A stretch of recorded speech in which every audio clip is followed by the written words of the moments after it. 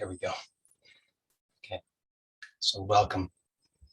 I think this is Friday. Friday. I was gonna say it was Monday, but it's Friday.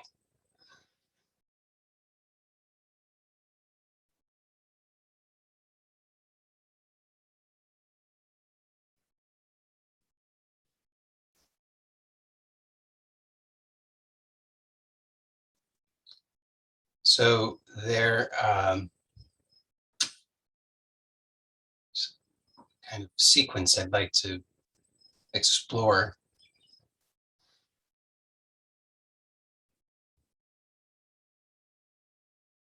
It's a kind of journey, I suppose you could say. So we start from we start from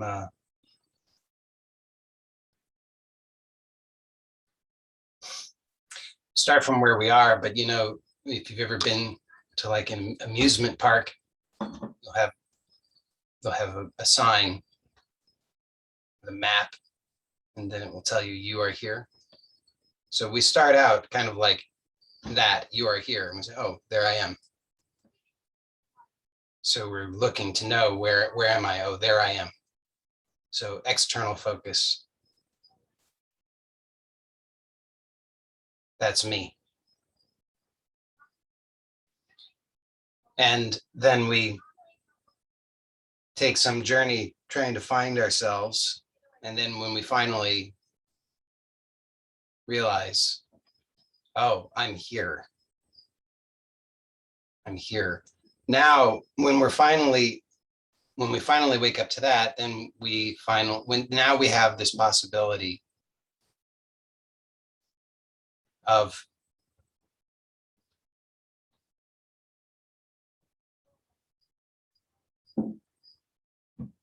what should we call this? Well, being present. Prior to that, with that external focus, we are just trying to get somewhere. But when we finally realize that I'm here, we don't have to get anywhere. We could go somewhere, but we don't have to get anywhere. So let's take a look at this sequence experientially, okay? So let's engage our senses. Senses are the way in which we, you know, like with that sign, we use our sight to see the sign, and then we think that, oh, I'm there. So it's through the senses that we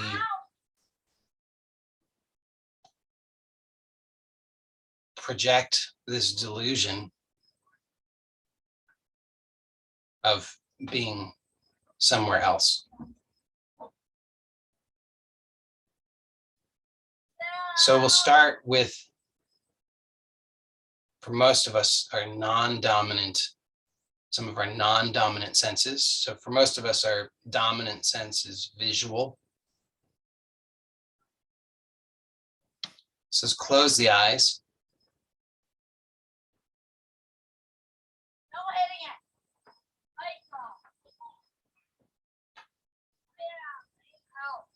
And notice the hearing.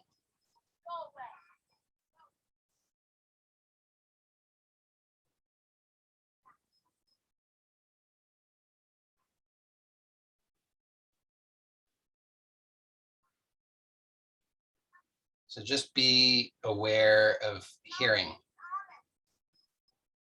And you can allow that hearing to open up. So normally, because we're not placing our attention on that in a very conscious way, it's dampened down, but here we can allow it to open up. So you can just have this sense as though that field of hearing is opening up and you're just allowing yourself to open to it. So you start to notice maybe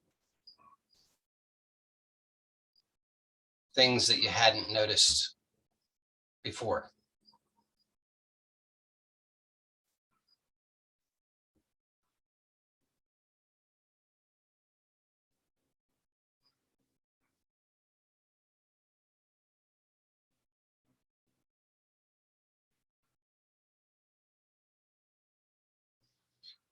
So we can play around with this a little bit. There's no one right way, but let's just explore. So notice, are you able to hear on the left? And are you able to hear on the right?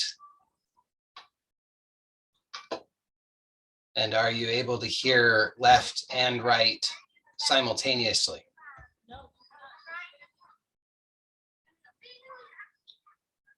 Notice, do you hear left or right more dominantly? One of them seemed to be larger than the other.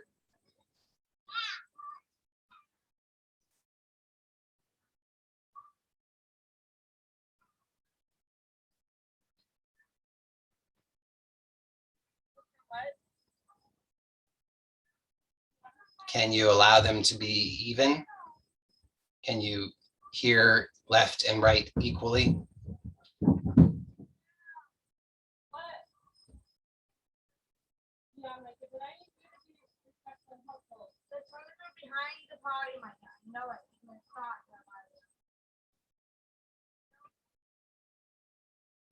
And if you listen very closely, can you hear all of the intimate details of my family life? You could if you're listening very closely. So now, how about front and back? Can you hear front? And can you hear back? And how do you do that? So maybe left and right, you have a certain idea about that because you probably have ears on the left and right sides of the head, but what about front and back? So what does that do? If you start to hear front and back, how does that change your perspective?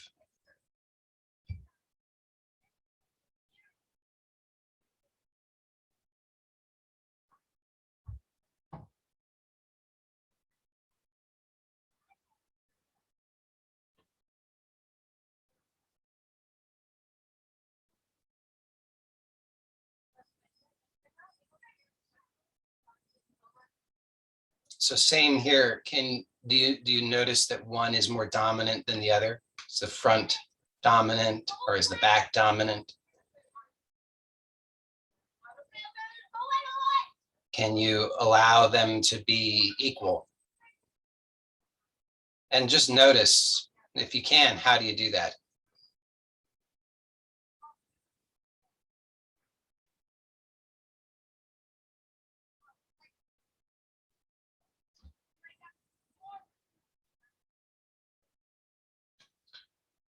Okay, now what about top,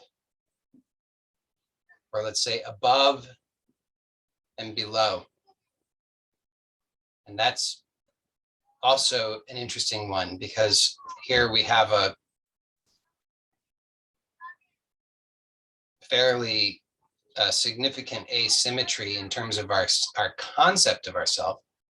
Okay, so if you're still thinking of yourself in terms of your body, then above and below poses a kind of puzzle. So what do you do with that? Just notice that above and below. What are you listening to if you're listening above, and what are you listening to if you're listening below? What are those sounds and where are they located?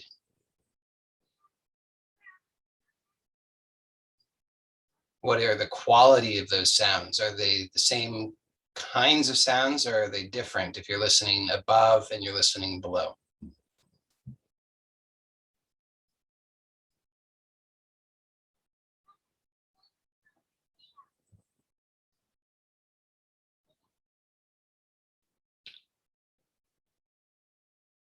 And can you allow the hearing on both of those poles to be equal, above and below?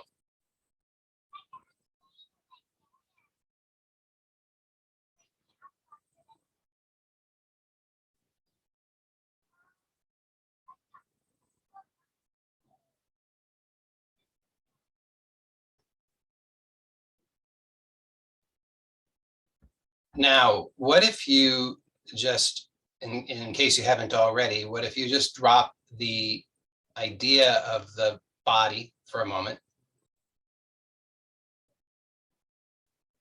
and just tune into this unified field of hearing?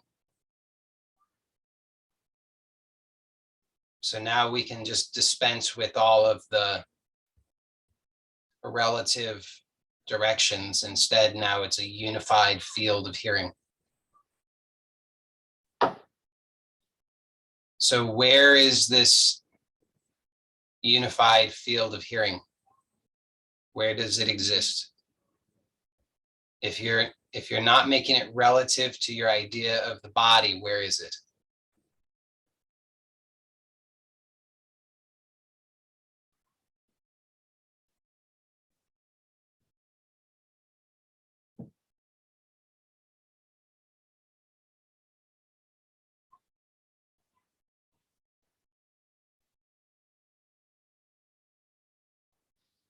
And can you allow this unified field of hearing to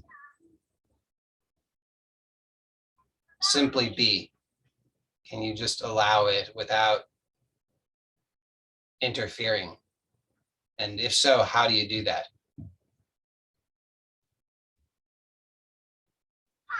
So here's one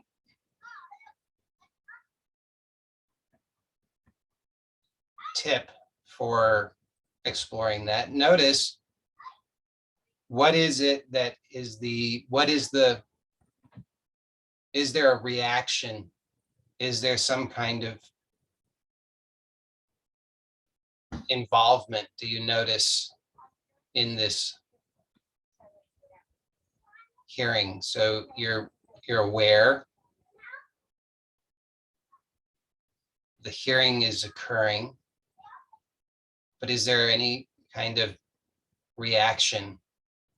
Is there anything, and this might not be, it will be more or less obvious depending on the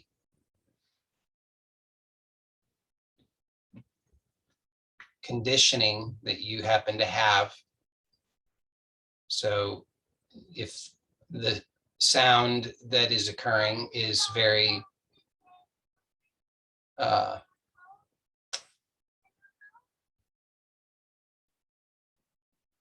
if you have no conditioning to that sound, then you might have a harder time noticing. Whereas if something happens, if there's some sound that you have a conditioned reaction to,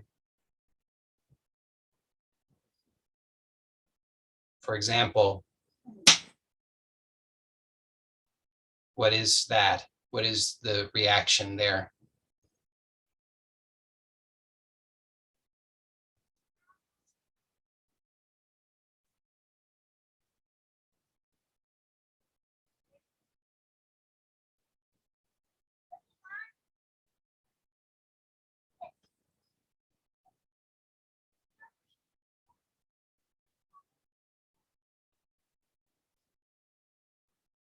So do you notice any reactions?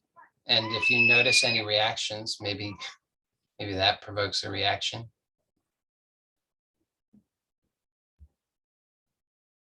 Thank my children for their interactive participation.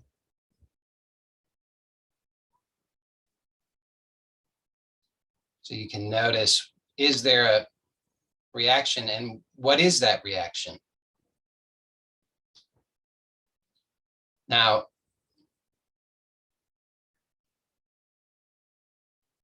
that reaction, well, we could ask various questions. What is it? Where is it?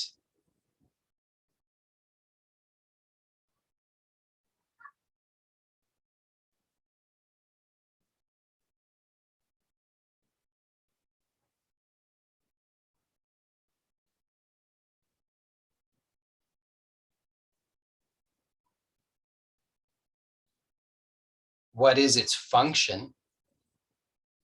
In other words, what's the outcome of that reaction? What outcome does it produce? Is that a desirable outcome? In other words, do I like it? Does it offer an obvious benefit?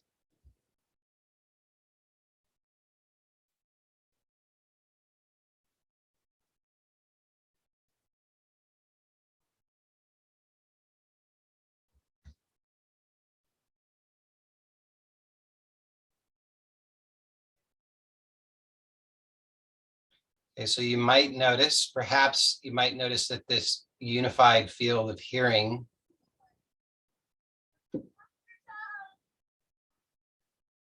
okay, well, it's in the name. It's in the name, but I'll ask this anyway. Is it one or many? Is there one field of hearing, or are there many fields of hearing?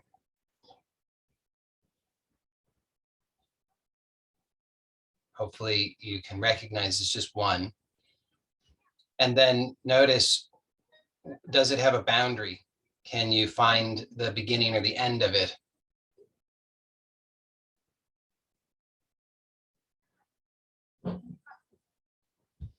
And hopefully you notice there's no boundary.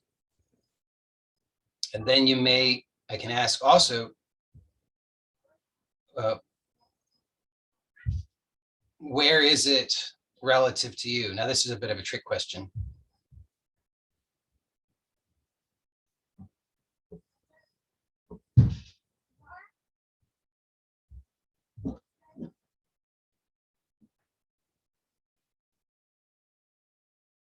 So this unified field of hearing, where is it relative to you?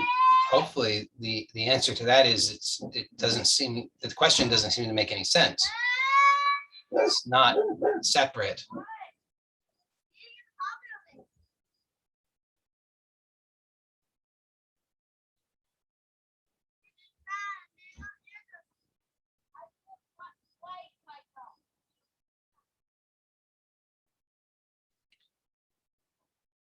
So it's a bit like asking the question, where is wetness relative to water? The water is wet. Wetness is water. They go together. They are one and the same. So here too, this unified field of hearing is not separate from you.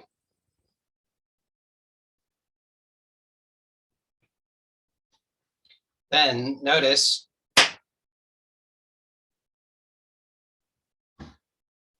so if there's a reaction, what is the function of that reaction? What is the experience of that reaction?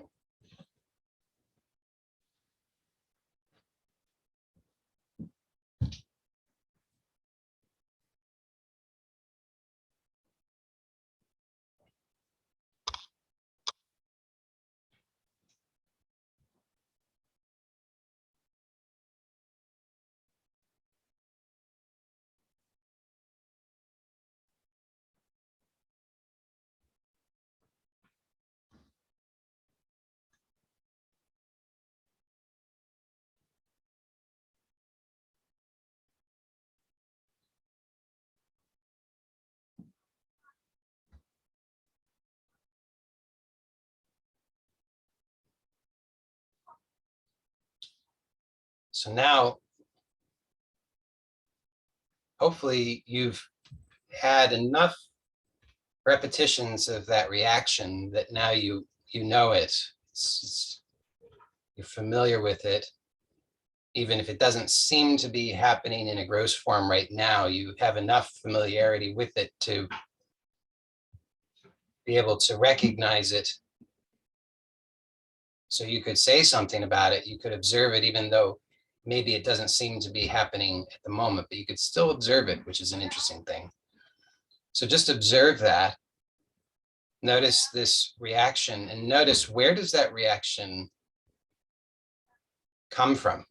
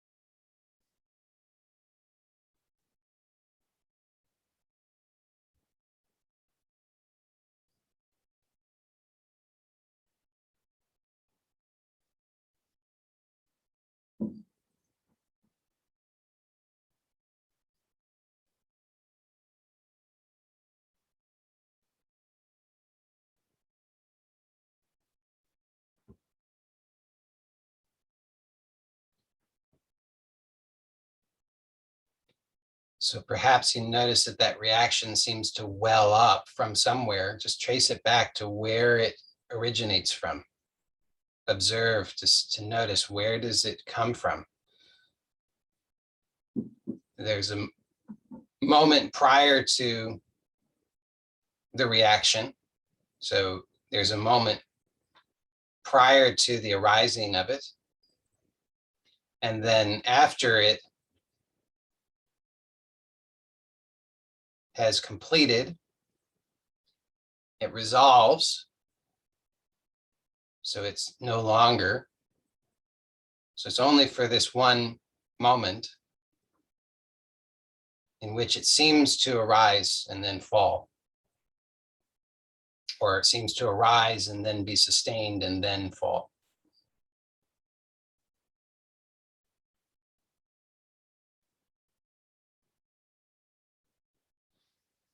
But can it be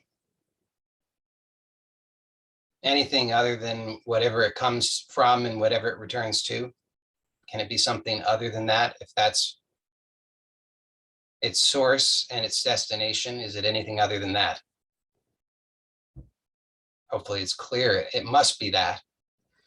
So what happens is we become mesmerized by the appearance of it, and we're distracted from where it comes from and where it goes to. But let's just keep our attention on where it comes from and where it goes to. So just trace it back to the source and notice, where does it come from and where does it go to?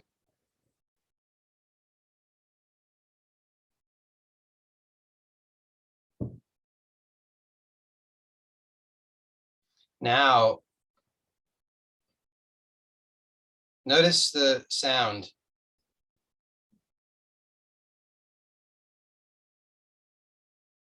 Whatever sound, take the sound of my voice.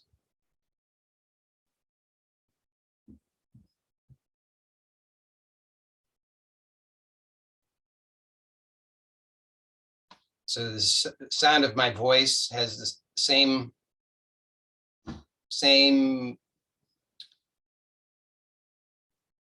it's essential qualities as that reaction. There's a moment before it appears, then it seems to be sustained, and then it dissolves. So it comes from and returns to the same source. So is it different than that? Can't be. If it comes from and returns to that source, it must be that same source. Can't be different from the source. But here too, we become mesmerized by this appearance. But here, let's keep the attention on the source. So notice, where is it coming from? We could say it's silence. It's as good a word as any. So the sound is coming from silence, seems to be sustained, and then it returns to silence. If it comes from and returns to silence, it must be silence.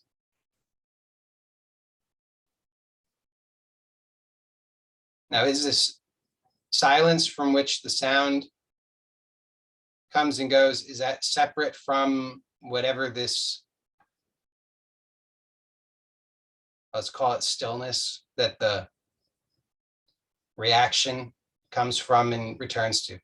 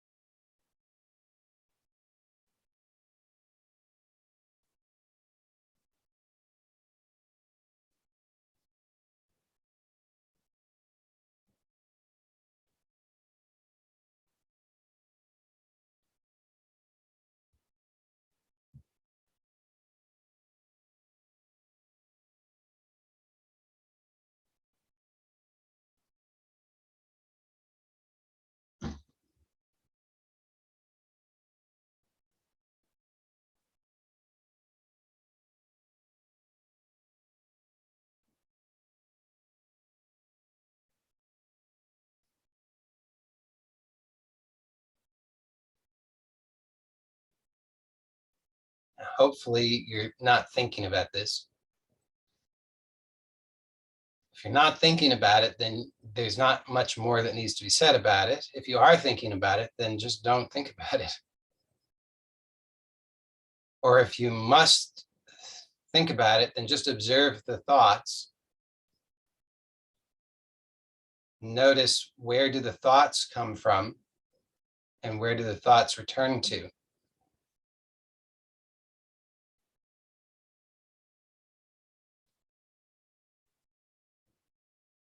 So we could say that, what is mind other than thoughts? It's only thoughts. And thoughts appear from and return to no thought. So we could call that no mind.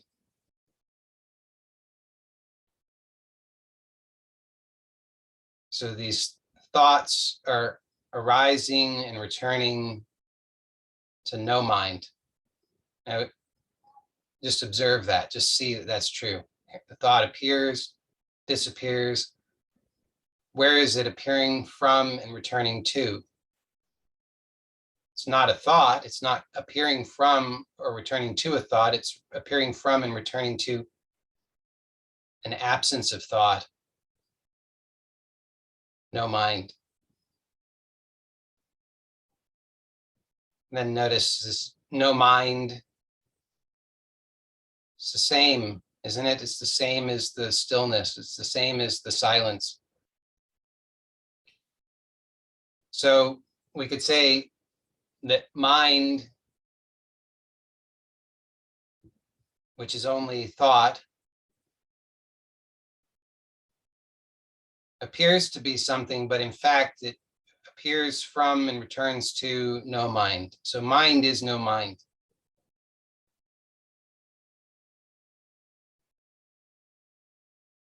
And we could say that the reaction seems to be a thing, but it appears from and returns to stillness. So reaction is stillness.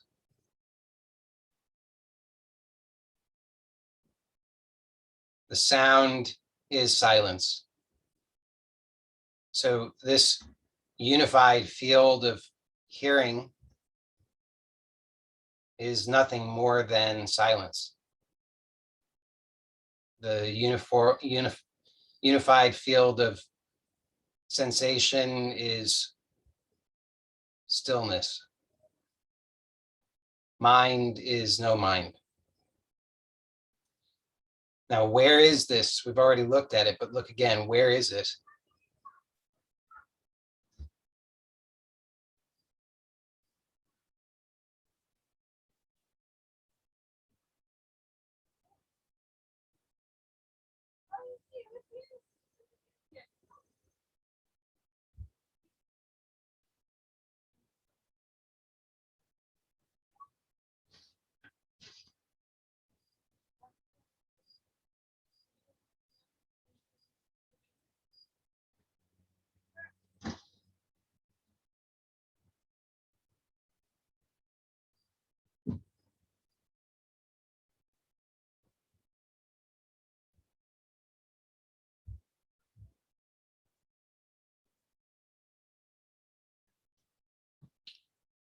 So now we've discovered that I am here.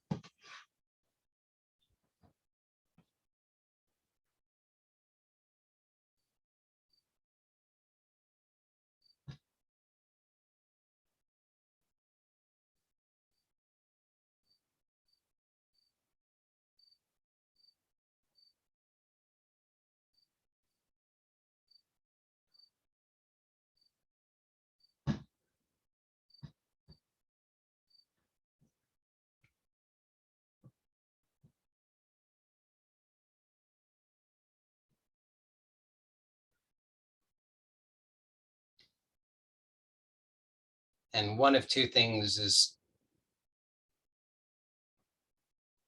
going to be the case. Either you will find that there's just a quiet, restful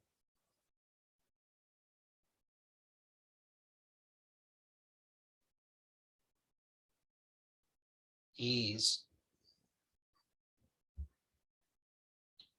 or you will find that it's like there's something that's still agitating, still seems like it's not right, not quite right. Doubts are still appearing, being taken seriously. The yeah, but thoughts. How does this apply to my life? How is it going to fix my problems?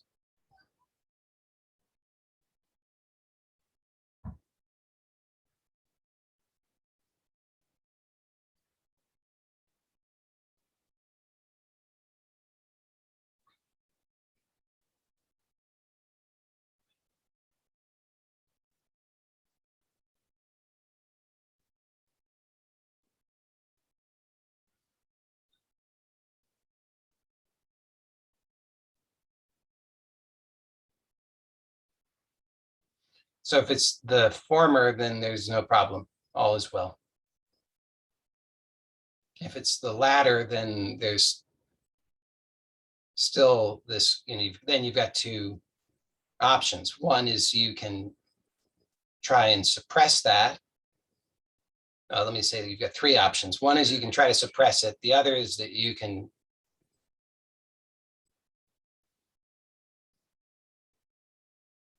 be restless.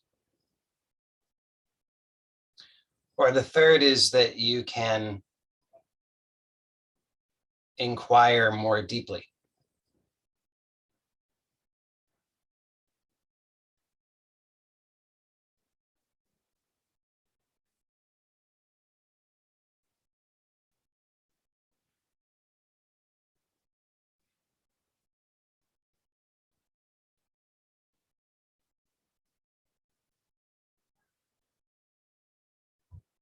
So in order to inquire more deeply, we can take a look at how there's this residual sense of being defined by what's out there. So still looking at that map, you are here, thinking that you are there on that map. Because that's what's going on. If there's agitation, there's still this sense that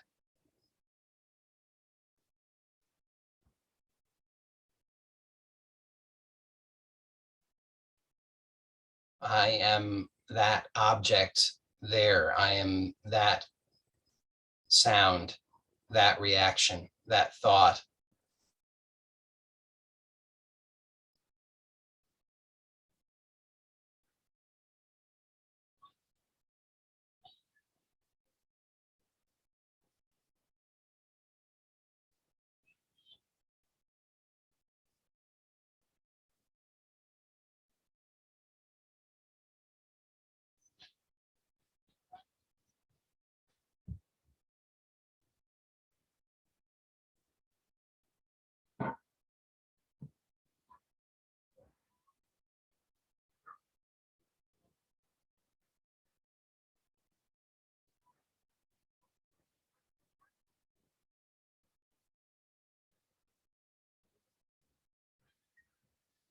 So most all of these have to do, they have to latch onto something.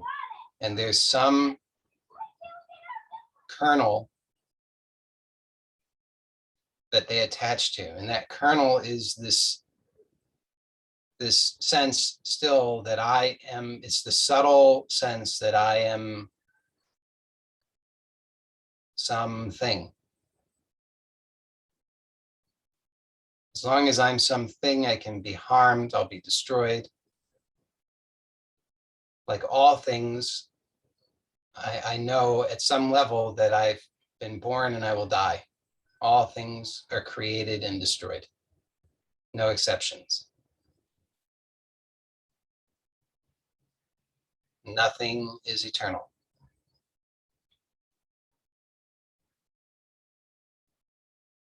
So as long as that kernel remains, then there's going to be, for something to attach to, then this agitation is inevitable.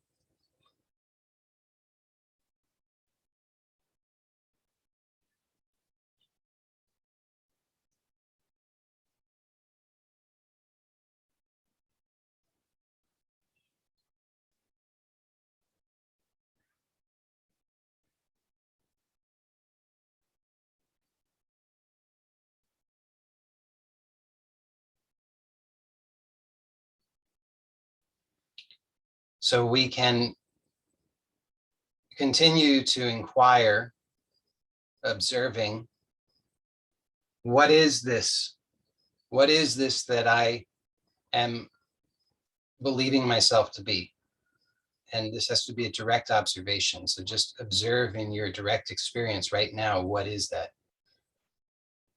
Is it some knot, some tension, some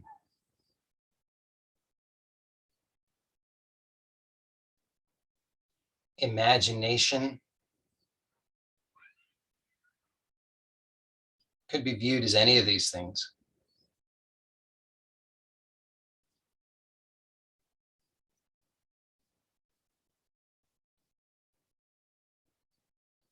Can you just feel it? Can you just feel that sense of I?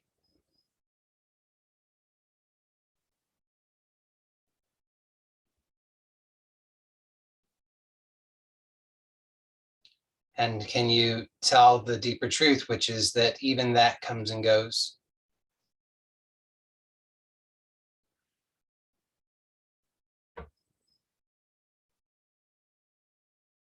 Because before you were born, did this I exist? This I that you identify as, the whatever that is, that image, that feeling, that knot, that vibration, did it exist before you were born? Will it exist after you die? Does it exist in deep sleep? So when you are in deep sleep, you wake up and you say, I was asleep. You know that you were asleep, but was this I there? Was this not there? Was this tension there? Was this fear there? Clearly it was not. So when you can see this, then the question is, why continue to cling to it now, when it only is a source of misery? It is the source of misery. It is what all misery attaches to. Without this, there's nothing for misery to attach to.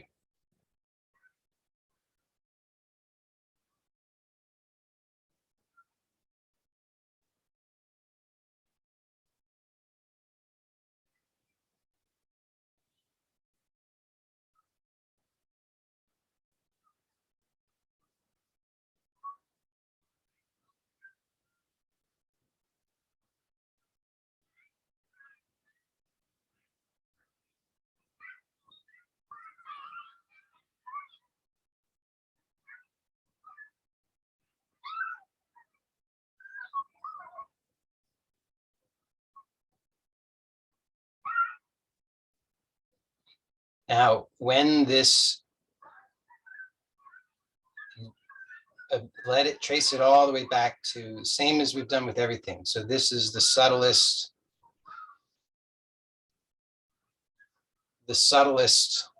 thing.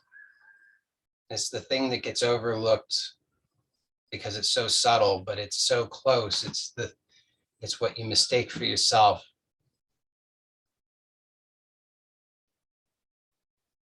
Just this sense of self. And it, like all of these other things that we've explored, you can see it also arises from and disappears into its source. So let's observe it, let it reveal to you its source.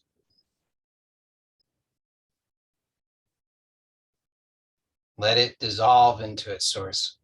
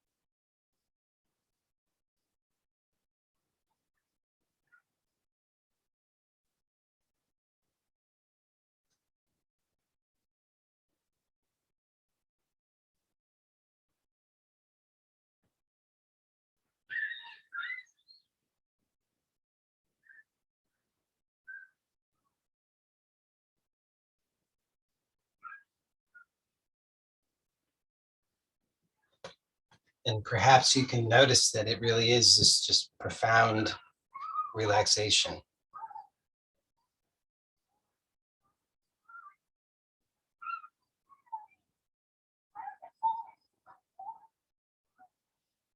So when you recognize this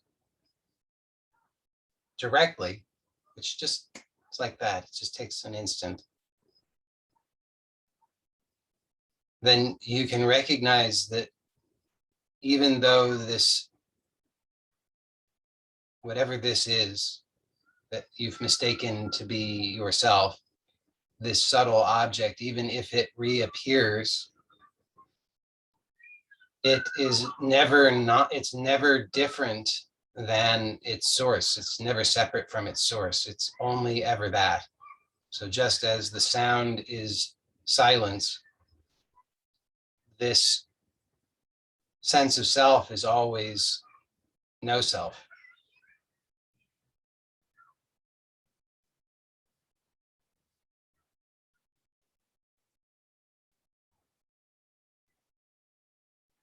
It's never separate from that.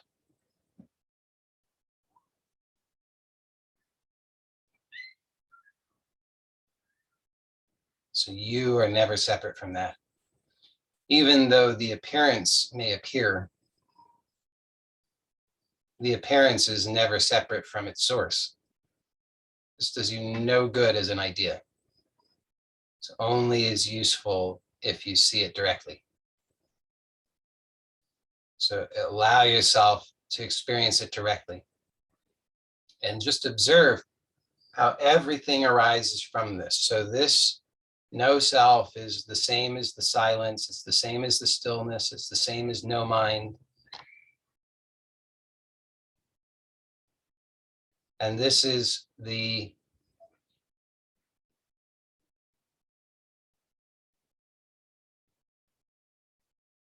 substratum.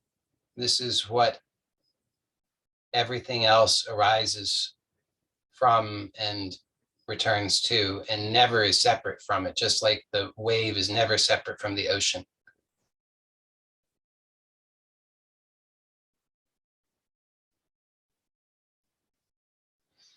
So now there's this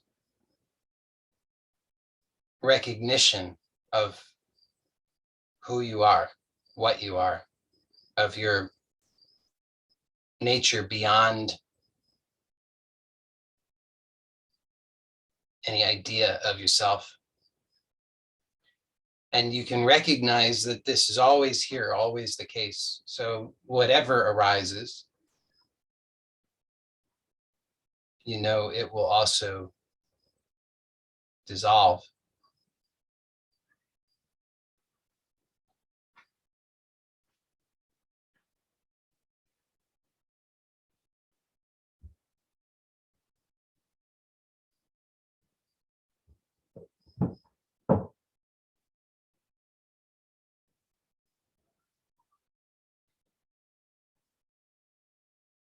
And why not just let it dissolve, starting with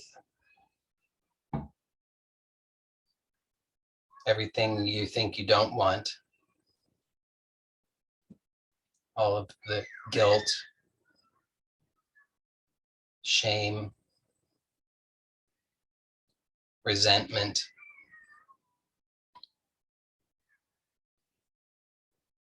anger,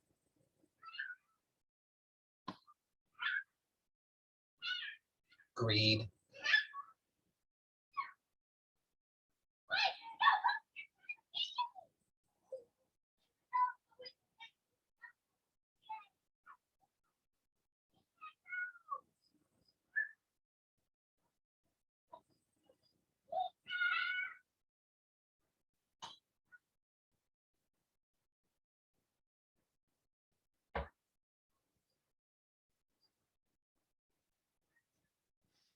And then you can start to recognize that just as you can allow those to dissolve, you can allow them to dissolve at any instant, even now.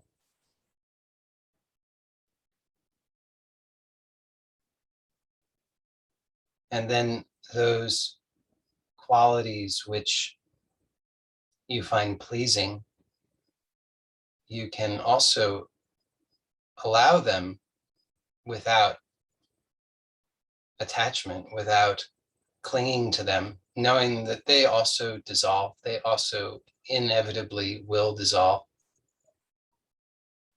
But because they're pleasing, there's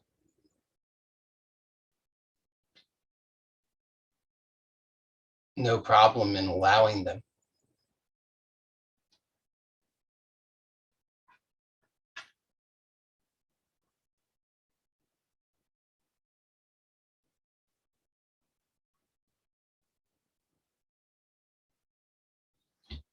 So you can see that this no self, unmanifest, whatever we want to call it, it's the 0 point. And all of creation comes from this.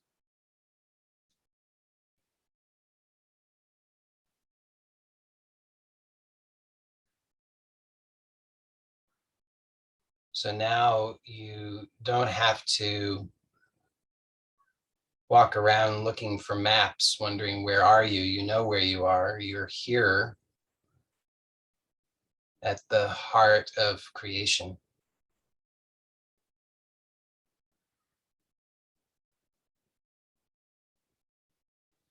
And from here, you have this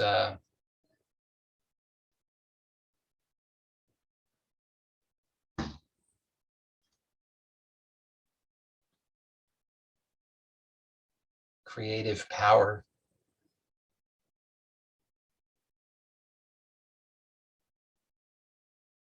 which is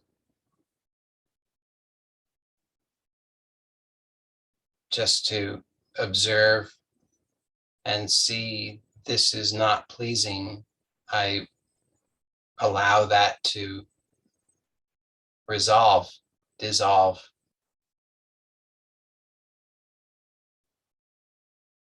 This is pleasing. I allow it to ride, but without attachment, because I know that it will dissolve as well.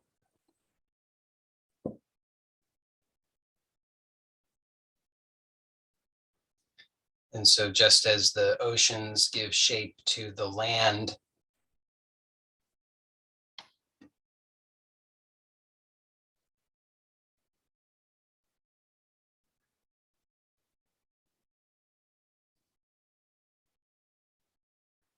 through this process of creative, let's call it creative awareness, we give shape to our world. We don't have to be victims in our world.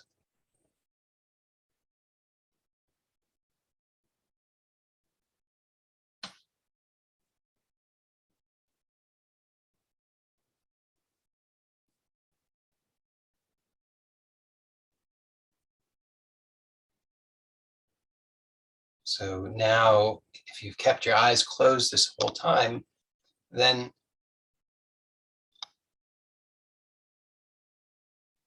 in just a moment, when you do open the eyes, just know that that's going to be a significant change, because that dominant sense will be saturated yet again. However, if you open the eyes slowly with awareness, then you can allow that to integrate into your creative power. So in just a moment, I'll suggest that you slowly open the eyes. And when you do, I'd like you to remain aware of yourself as this no self.